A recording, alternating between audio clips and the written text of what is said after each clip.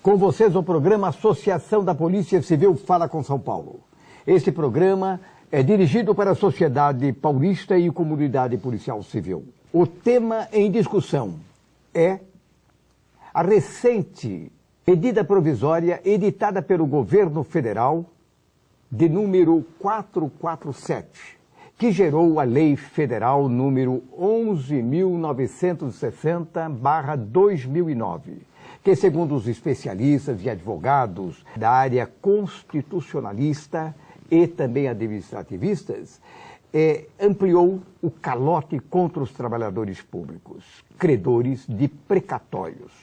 E para discutir esse tema, nós convidamos o doutor Ricardo Ferreira, advogado constitucionalista, administrativista e presidente da MADECA, Movimento dos Advogados em Defesa dos Credores Alimentares do Poder Público, a quem eu passo a palavra para os seus cumprimentos.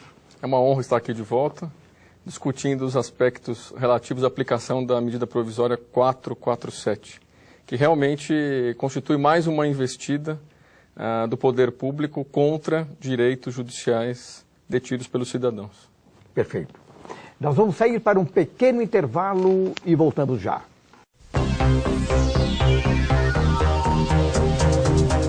Policial civil.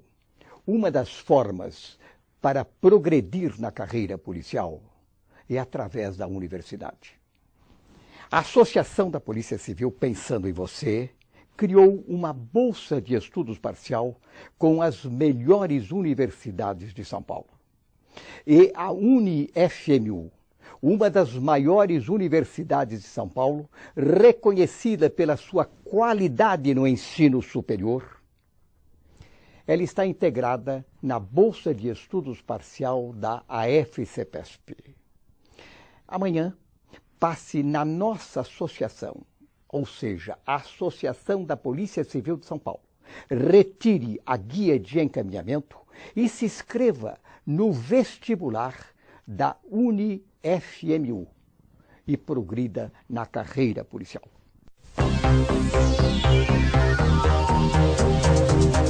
Voltamos com o programa Associação da Polícia Civil Fala com São Paulo, discutindo a emenda provisória 447 e gostaríamos que o senhor esclarecesse qual o prejuízo que essa legislação trará para os servidores públicos. Bom, no primeiro instante é preciso salientar que essa medida provisória ela alterou os critérios de correção monetária e de juros incidentes sobre créditos judiciais. Perfeito. Nós tínhamos antes, em relação aos trabalhadores, aos servidores públicos, o seguinte critério: correção monetária pela tabela prática do Tribunal de Justiça, mais juros de 6% ao ano. Com a instituição desse novo critério, a correção passa a ser pela poupança. Então, tanto a correção monetária quanto os juros passam a ser, vamos dizer assim, estão atrelados à taxa aplicável às cadernetas de poupança. O senhor colocou que os créditos de decisões judiciais foram alterados.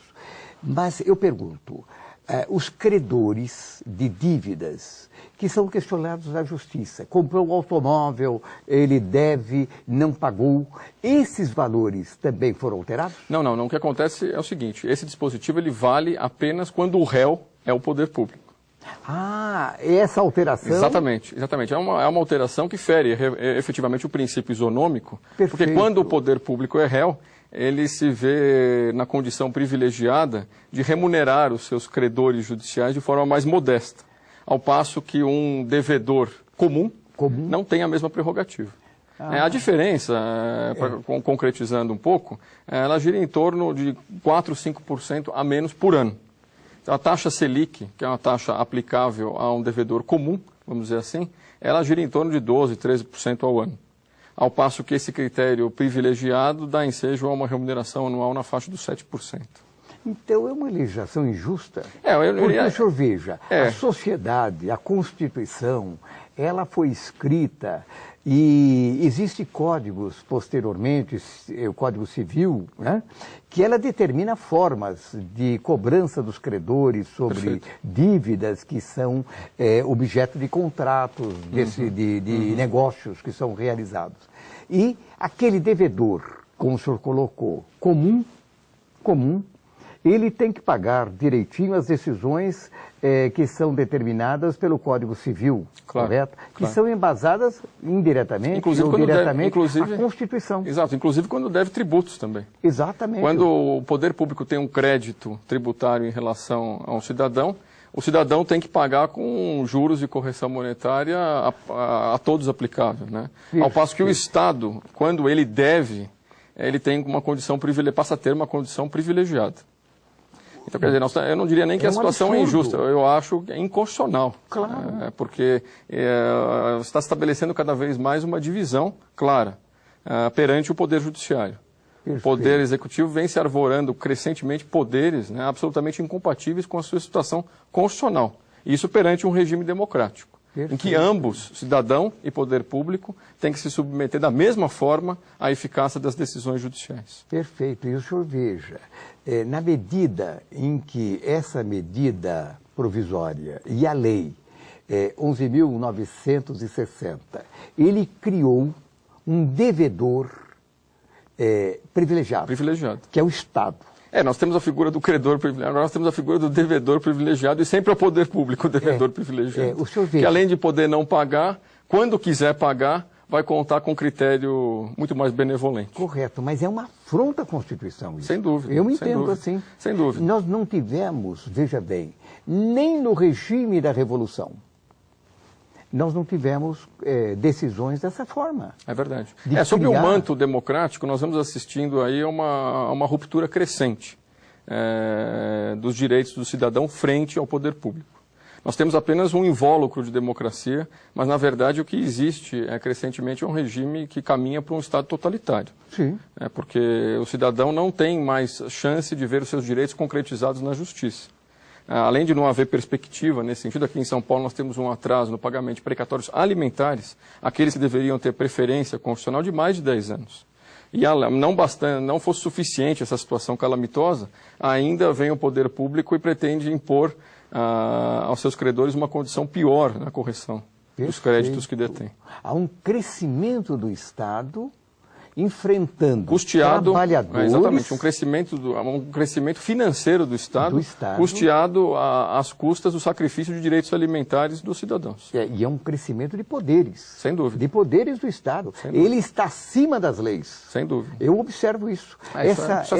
Essa lei, essa medida provisória de 447, ela se coloca acima.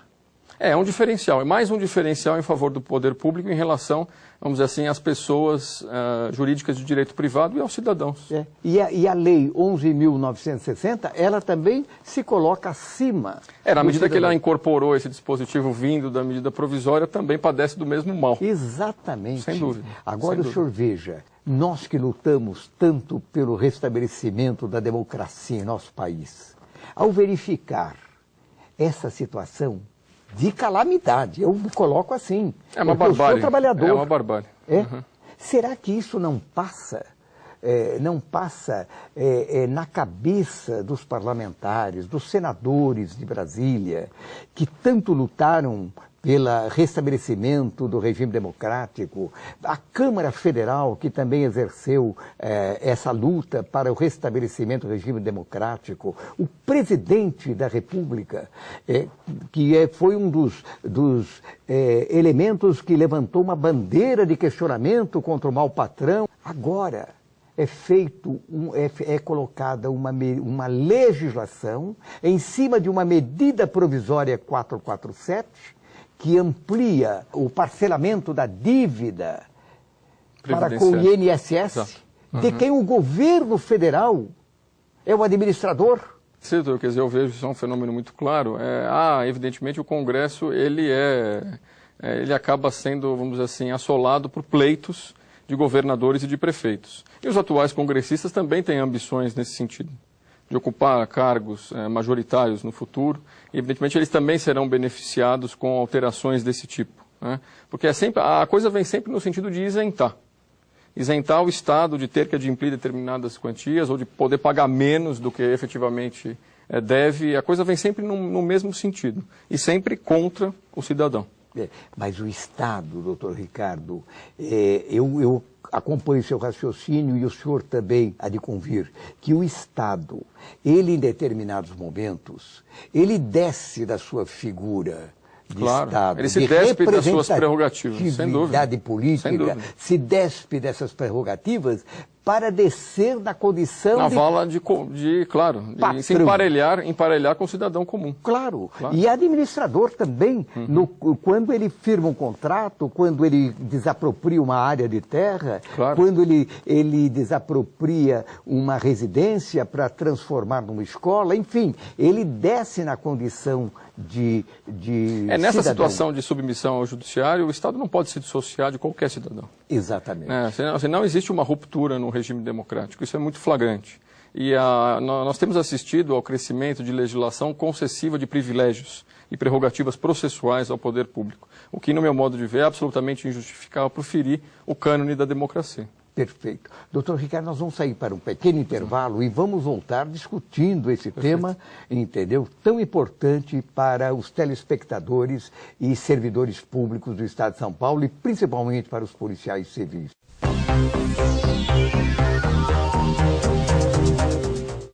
Você é policial civil? Parou os estudos? Então saiba. Pensando em você, a Associação dos Funcionários da Polícia Civil do Estado de São Paulo criou um projeto de bolsa de estudos parcial com as melhores universidades de São Paulo. A Universidade Ibirapuera, reconhecida pela sua competência no ensino superior, está participando da bolsa de estudos parcial da associação. Amanhã, passe pela Associação da Polícia Civil, retire a sua guia de encaminhamento e vá à Universidade Ibirapuera e se inscreva para o vestibular.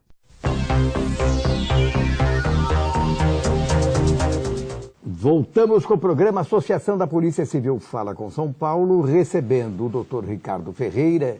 Mas eu pergunto para o senhor, essa medida provisória, o senhor colocou que ela alterou o problema com referência aos juros moratórios. Correção monetária e os juros dos créditos judiciais. Que retiraram. Na verdade, é um novo critério. Novo critério. É um critério baseado nos índices da poupança. Isso. E que o governo, como devedor privilegiado por essa lei... Sem dúvida. Veja bem, ele se diferencia do devedor comum. Do mortal comum. Exato. E a sociedade, que é devedora de impostos, devedora do governo federal, estadual e municipal, ele é obrigado a pagar todas as suas dívidas com os juros moratórios. Sem dúvida. Juros moratórios.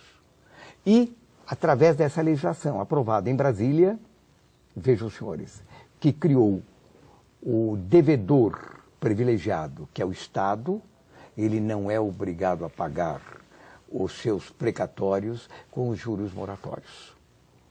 Criou uma distinção entre pessoas na Constituição Federal. Eu diria que esse abismo recrudesceu.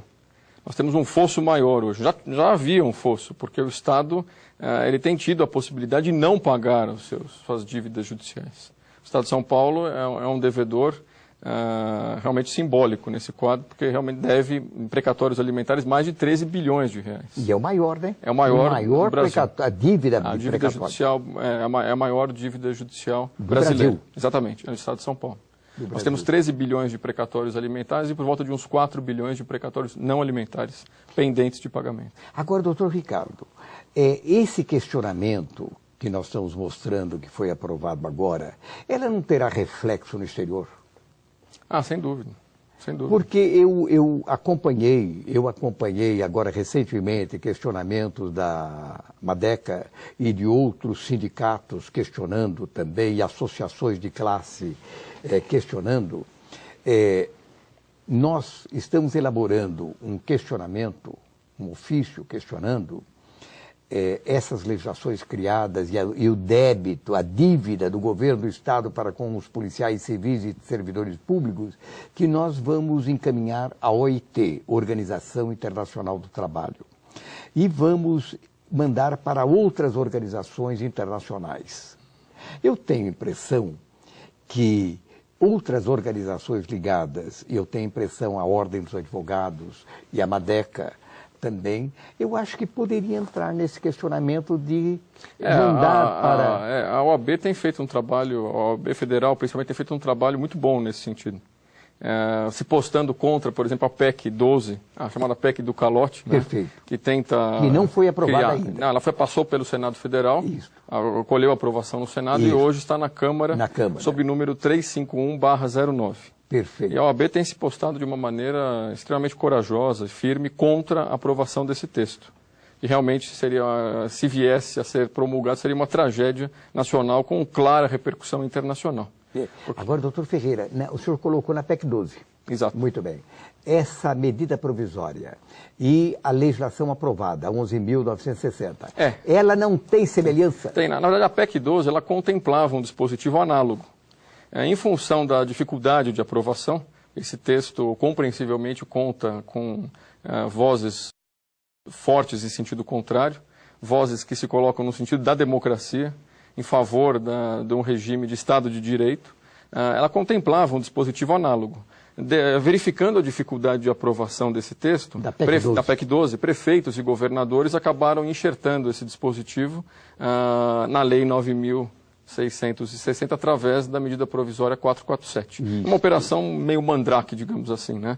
Na verdade, eles fizeram um contrabando, meio na calada da noite, e acabaram mudando os critérios de atualização monetária dos créditos judiciais e de aplicação de juros também. E aprovada por todos os parlamentares. É lamentável, profundamente lamentável, porque cederam à pressão de governadores e prefeitos em desfavor da sociedade. Doutor Ricardo, nós temos no Estado de São Paulo, através de legislações que foram recentemente aprovadas, uma reestruturação que foi colocada em prática pelo governo estadual de José Serra, que também foi um dos postulantes dessas alterações que foram recentemente aprovadas, correto? O próprio senador Romero Jucá, do PMDB, ele disse que havia interesses de governadores e prefeitos. Não nominou.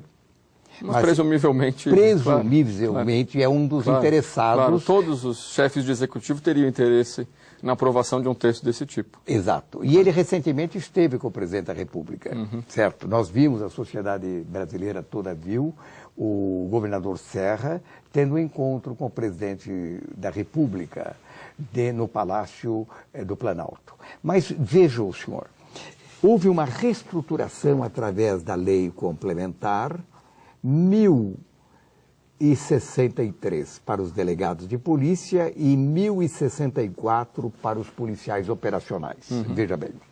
E os policiais, veja bem, eles tinham uma estrutura funcional de carreira, com 6 classes, onde começavam na 5ª classe, passavam para a 4ª classe, 3ª, 2ª, 1ª e especial. Perfeito. Veja bem. Essa reestruturação, ela terminou com a 5ª classe. E por que terminou com a 5ª classe? Porque o salário do policial base, do policial civil da 5ª classe, era o mais baixo do Brasil. Veja que absurdo. Porque o salário do trabalhador policial passou a ser salário gratificação. Ou seja, o salário teve um congelamento, o que aumentava era a gratificação. Perfeito. E a gratificação não incorporava.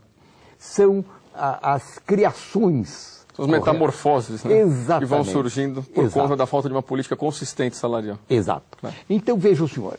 Eles, então, terminaram a 5ª classe e passou a ser o piso a 4ª classe.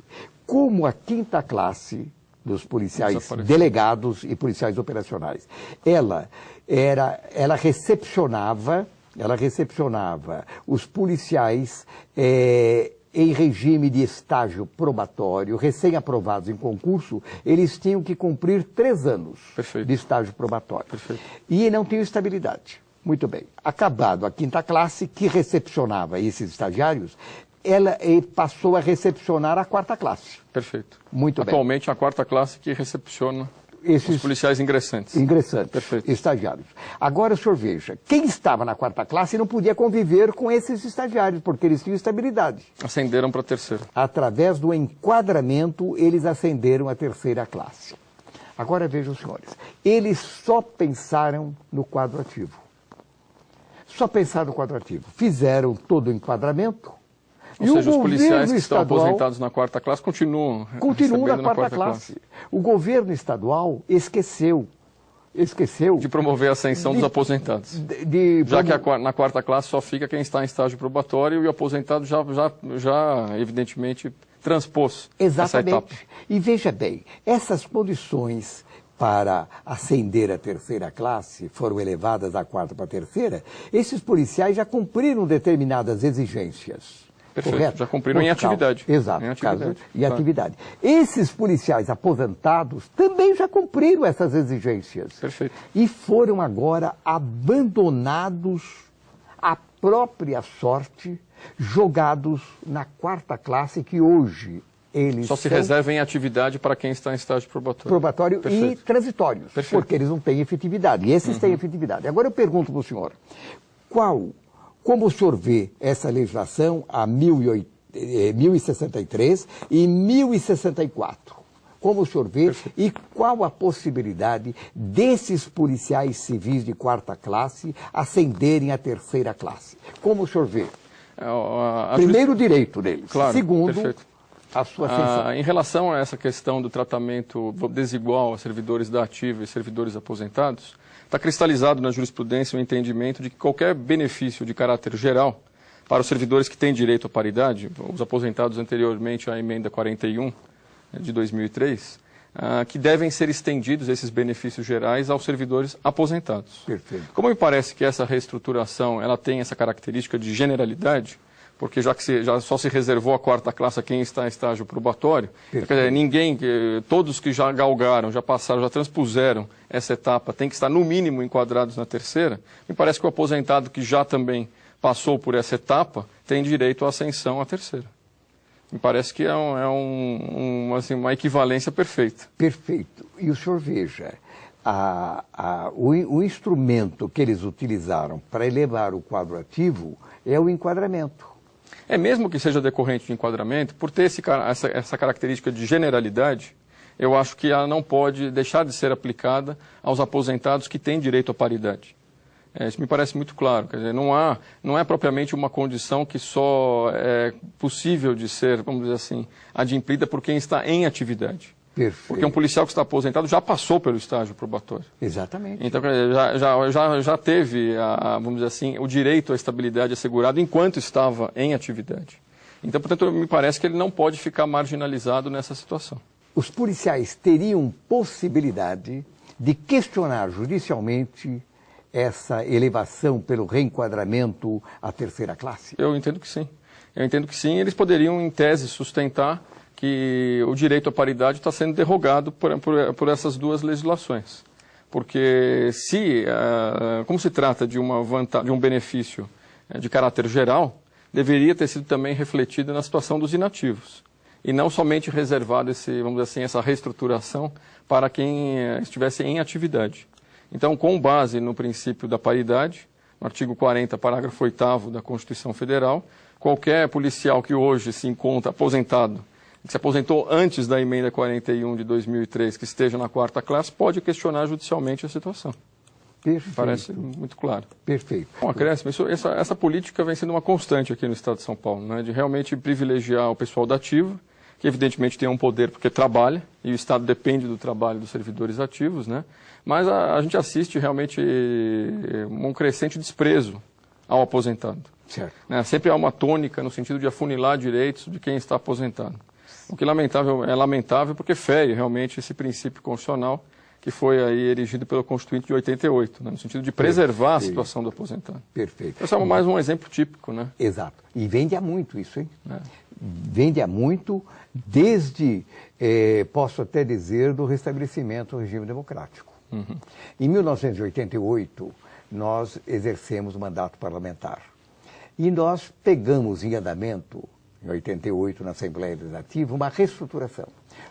todas as vezes, doutor Ricardo, que se fala em reestruturação, vem pancada para o aposentado, coitado. Claro. Veja bem.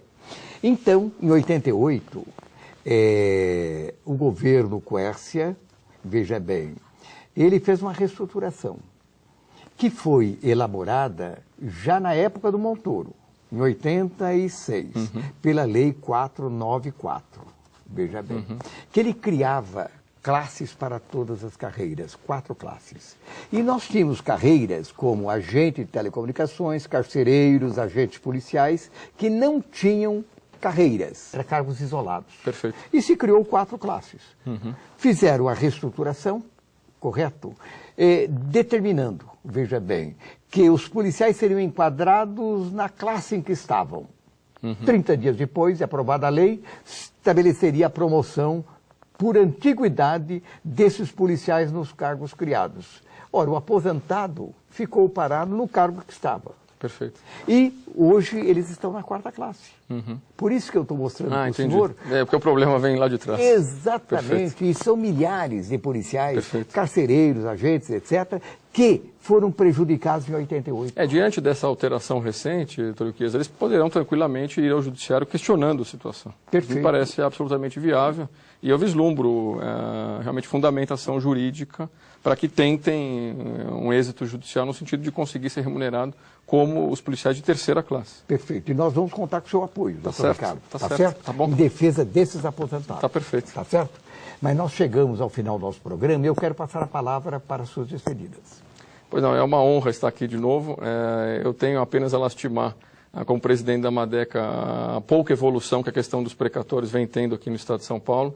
Nós temos aqui cerca de 450 mil credores na fila, aguardando o pagamento dos seus créditos. Grande parte desses credores, doutor Uquias, são detentores de importâncias muito modestas. Os policiais mesmo, nós temos aqui centenas. Eu diria que talvez uns 30, 40 mil policiais devem ter créditos judiciais, na faixa de 10, 15 mil reais, que aguardam uma postura mais humana por parte do governo do Estado. Eu sempre que tenho oportunidade faço esse apelo às nossas autoridades estaduais que tratem essa questão com o respeito e com a seriedade que ela merece. Perfeito. Nós chegamos ao final do nosso programa e queremos convidá-lo na próxima sexta-feira, às 23 horas, estar novamente conosco com o novo programa Associação da Polícia Civil Fala com São Paulo. Até lá, se Deus quiser.